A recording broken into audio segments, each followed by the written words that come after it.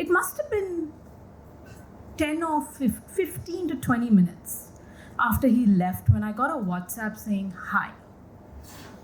Which was weird, he'd never WhatsApp saying hi. And it followed with a message that said, "I'm sorry, I lied to you."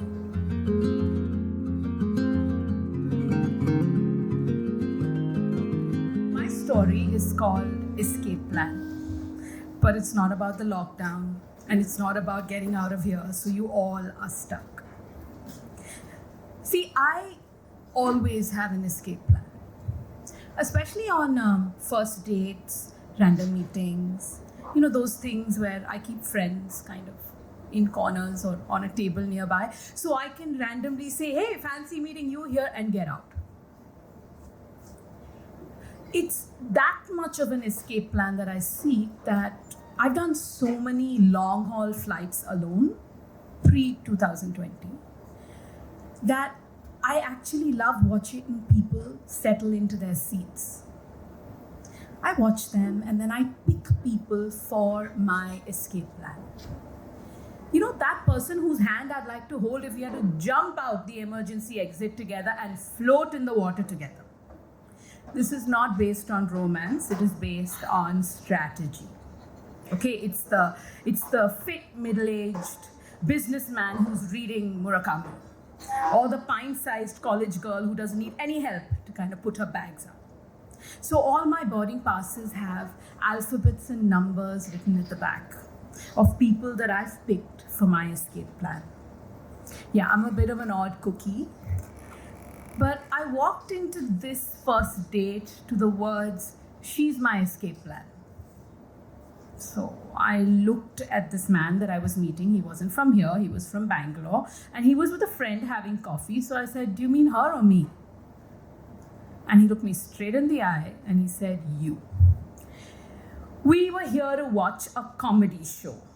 You do this thing on first date, you kind of fill it up with stuff to do so you can survive it. And you don't have to talk to each other the whole night through. There was a comedian, he was kind of just starting to buzz on the circuit. You might know him now. His name is Zakir Khan, and this was one of his first shows. And we were already late, so when we walked in, we were put in the first row and in the second seat, which meant that we were second in line for the comic who stood up on stage and said, "Yo, any Muslim brothers in the house?" And of course, my date's hand went up and said, "Me." And he was like, "Oh, okay, great. So your wife?" And my date said, "Not yet." Now, I found that kind of cool, because usually nobody pulls that kind of shit with me. And so Zakir said, "Okay, then fiance." And my date said, "Not yet." Now everybody had started giggling and so was I. So he said, "Okay, so you guys have been dating for a while, right?" And my date said, "Not yet." Not yet. And so did everybody else in the house. We'd suddenly become the laughing stock of the entire show. And then Zakir was like, "So, what's going on? Where do you all meet?" And I said, "Oh, well, we just met here outside." And Zakir said, "Oh, so outside is the new name for Tinder." And everybody laughed. And, this was before apps, okay? So I'm not too sure what he meant, but I didn't even know what Tinder was at that time. After the date, of course, was dinner. And I was wondering if this man would like to escape this entire evening altogether. Over dinner, he said, "Hey, can I get a friend to join me?" And I thought, he's not going to manage to escape this evening. I'm going to be the one running out happy and joyous. And his friend joined in, and it was a lovely evening. It was easy. She was from Calcutta and Bengali speaking, so it was more an evening, I think, of her and me than him and me. And suddenly the emergency exits were not blinking anymore, and the seatbelt signs were off, and we were cruising. Once dinner was over, 3 of us huddled into an auto. We dropped her, and then I dropped him to the head of the lane where his hotel was.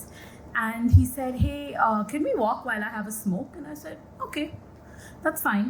And then he continued saying, "Listen, we'll walk, and I will walk you back, and I will make sure you get into an auto." Now, if you're a girl from Bombay, any strong single girl in Bombay, you've already got this figured out. You know when you're going to call it quits. This city has told you all the rules of how to be one step ahead and be the one making the choices. He bought a cigarette, we walked, the cigarette glowed, we talked, the cigarette was stubbed, we continued to talk. And then I looked at my watch like all girls who are vigilant do, and I said, hey, I need to get out of here. And so as we walked back, he kind of leaned in for a hug, pre-COVID, so it was allowed. And as he hugged me, he said, you know what, this wasn't awkward at all. You seem familiar. And here I was thinking, he really doesn't know me at all. As I drove back, he sent me an SMS saying, hey, would you like to meet tomorrow? I'm leaving day after early in the morning. I said, fine, I've got a work day. And we said we would meet at sunset. We met at my home. And over filter coffee, we talked about movies and history and old furniture. And we sang as I played the piano.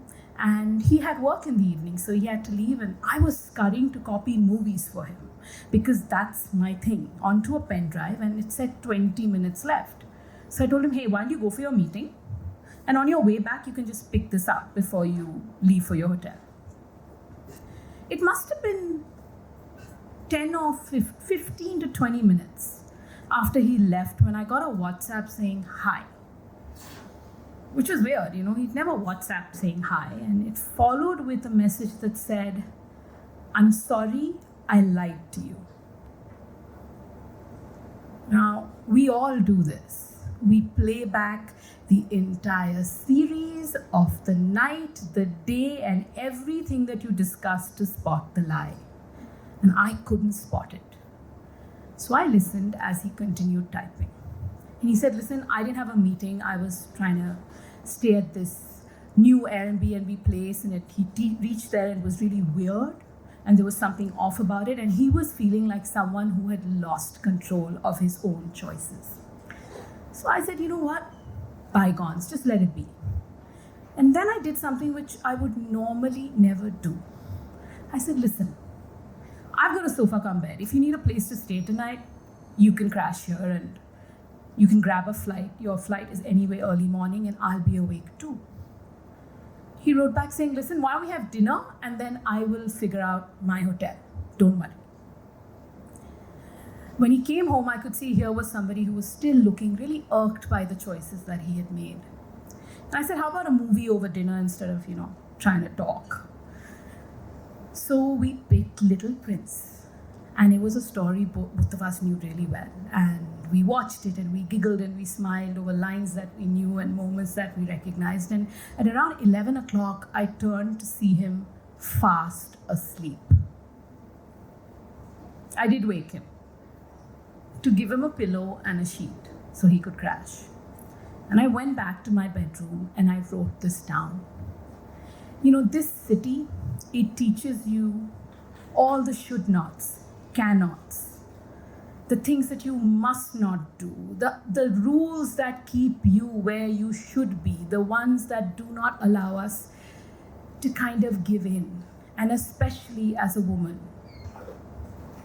In The Little Prince, there's a line which says that it's only with the heart that one can see rightly. What is essential is invisible to the eye. I learned the bliss of letting go that night, of not being in control of every choice that was made, and possibly what it feels like to hold a stranger's hand and be someone else's escape plan for a change. Thank you. The great thing about Commune Online is that you can take your mask off. You can tune into any story on YouTube, Instagram, Facebook, or even Twitter. So join us, like, subscribe, and listen to one, and then I bet you listen to one more, and one more, and one more, and one more, and one more.